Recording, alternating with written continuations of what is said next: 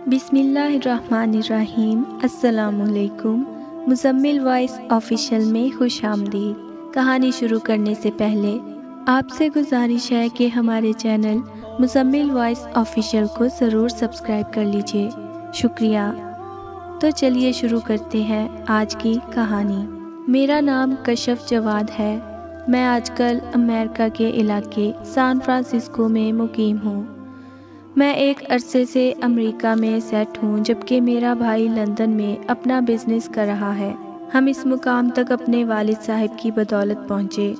मेरे वालिद साहिब पुलिस में डीएसपी के ओहदे से रिटायर हुए। उन्होंने नाजायज़ ज़राए से बहुत ज़्यादा दौलत जमा की, यहाँ तक कि मुझे नहीं याद पड़ता किसी गरीब मजलूम के साथ इंसाफ किया हो। वो हमेशा दौलतमंद लोगों से पैसे लेकर उनके हक में लिख देते थे।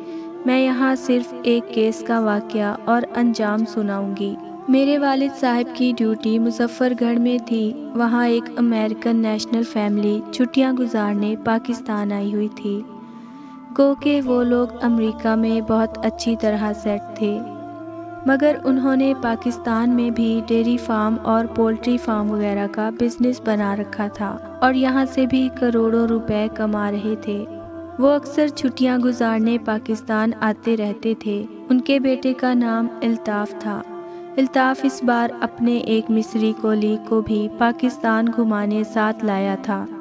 अल्ताफ़ ने पाकिस्तान में अपने घर काम करने वाली एक बेवा औरत जीनत की बेटी फ़ाइका को अपने 3 मुकामी दोस्तों के साथ मिलकर नशे में धुत होकर बेआबरू कर दिया था।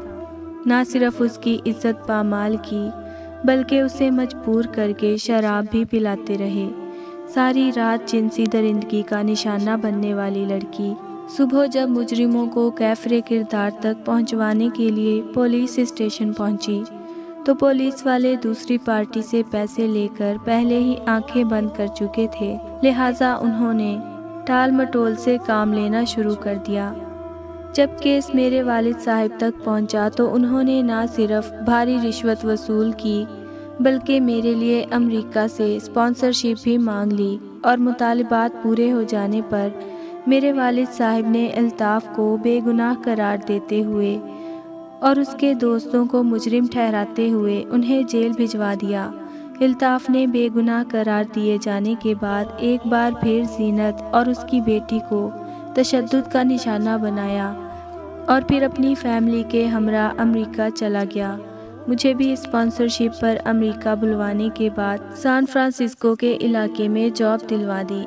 अल्ताफ़ का दोबारा तशद्दुद सहने के बाद भी जब पुलिस ने अल्ताफ़ के ख़िलाफ़ कोई कदम ना उठाया, तो फ़ाइका खुदकुशी करने के बाद अपना केस लेकर अल्लाह ताला की अदालत में जा पहुंची, क्योंकि शरीफ शुरफा लोगों के तंज ने उसका जीना दो भर कर दिया था।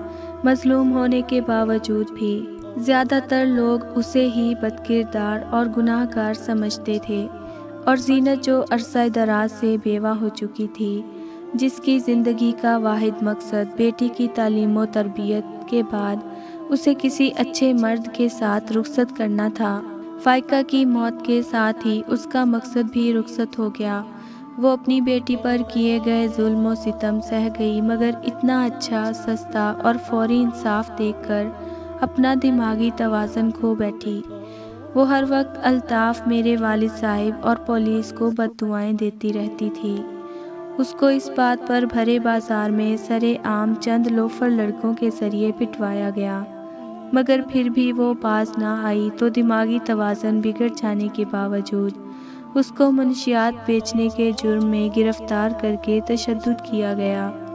बाद अज़ां जुर्म साबित ना होने पर छोड़ दिया गया, जिसकी वजह से जीनत ने भी खुद सोजी की कोशिश की, मगर उसकी जान बच गई और उसे जुल्म व सितम से बचाने के लिए मेंटल हेल्थ केयर वालों के हवाले कर दिया।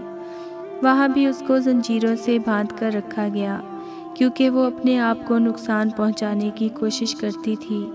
यहाँ तक कि उन्हें जंजीरों में बंधे हुए उसकी मौत वाक़या हो गई।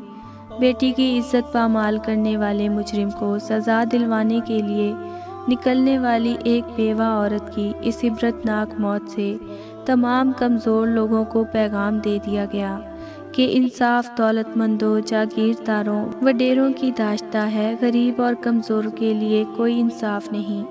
میرے والد صاحب ریٹائر ہوئے تو ان کا زوال شروع ہو گیا۔ میں نے اور میرے بھائی نے اپنی اپنی پسند کی شادیاں کر لیں۔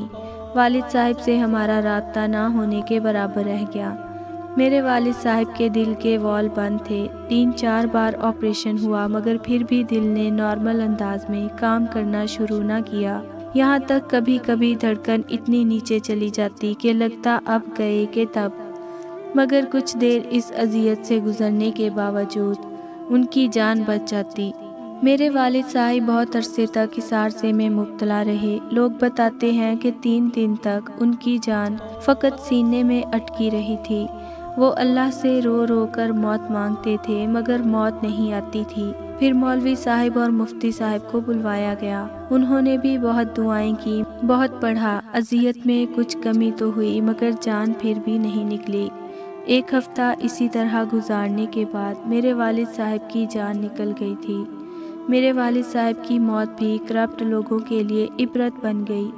میرے گاؤں میں آج بھی کوئی جو لوگ سرکاری ملازم ہیں وہ کرپشن نہیں کرتے، بلکہ کوئی ان کے سامنے ذکر بھی کرے تو میرے والد صاحب کی عبرت ناک موت کا حوالہ دے کر اسے منع کرتے ہیں۔ میں اور میرا بھائی والد صاحب کے جنازے پر نہیں جا سکے تھے۔ ان کو ہماری غیر موجودگی میں دفن کر دیا گیا تھا۔ میرا بھائی پاکستان گیا، ناردرن ایریاز میں گھوما پھرا مگر اپنے باپ کی قبر پر نہیں گیا۔ میں نے بھی ان تحاریر سے عبرت پکڑنے کے بعد والد صاحب کے لیے دعائیں مغفرت کرنا شروع کی، ورنہ ان کی موت سے لے کر آپ کی تحاریر پڑھنے تک مجھے نہیں لگتا اس دوران کبھی ان کے لیے دعائیں مغفرت کی ہو۔ میرا باپ جس اولاد کے لیے اتنی کرپشن کرتا رہا، وہ اولاد نہ اس کے جنازے پر گئی، نہ قبر پر، نہ ہی دعائیں مغفرت کی۔ میں اپنی کہانی میں کرپٹ لوگوں کو نصیحت کروں گی، اولاد اور مال و دولت فتنہ ہے۔ اولاد کی خاطر کسی کا حق نہ کھاؤ، نہ ہی کسی پر ظلم کرو۔ کسی مجبور کے ساتھ کیے گئے ظلم کی سزا انسان کو دونوں جہانوں میں ملتی ہے۔